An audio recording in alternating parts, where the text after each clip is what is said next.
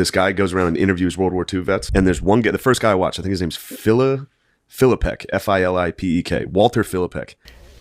Just go ahead and say, hello, my name is... Hello, my name is Walter Vincent Filipek. I was born in Raleigh County, 6 bottom. But this Walter guy, he's like 95 when he's getting interviewed. 49 backwards, that makes me 94.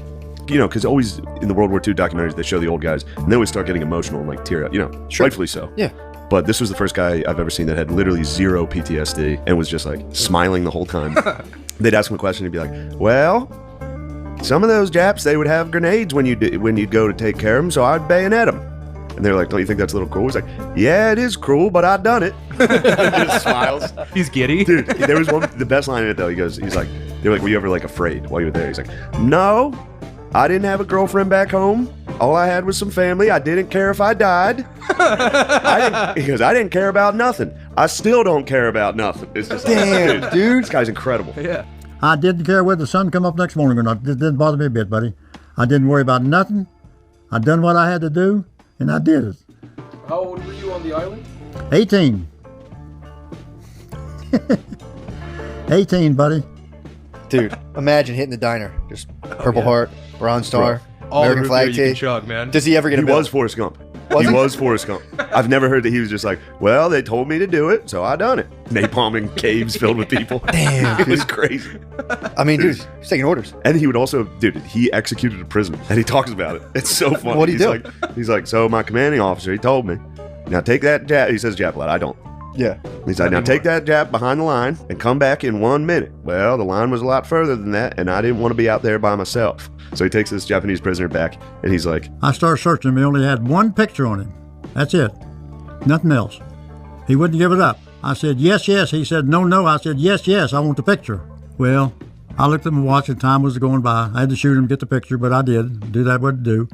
And he had a picture of... and then it cuts to him holding up the picture. And, he goes, and this is the picture I got from that Jap. They were lopping off Chinese heads. They were cutting off Chinese heads and putting them in a basket. That was the picture? That's the picture. That was the keepsake? Yeah, you the carried? keepsake. The Japanese guy had a picture of them cutting off Chinese heads. I thought it would have been a picture of his sweetheart. No, you would think. Yeah. The guy was like, I'm not giving this up. This picture's too tight. It was tight. It was his enemies. It was him and his boys chopping off heads in front of the Great Wall of China. The Great Wall of China was behind them. He had to He's get that back to his and bros. Walter goes, at the Great Wall. The Great Wall of China. And that is something to see, too. I've been all over it. that guy, Walter Filipek, Jesus, might be the man. best dude I've ever seen. That's the American goat. hero. He Easily. literally, truly might be the GOAT. Yeah.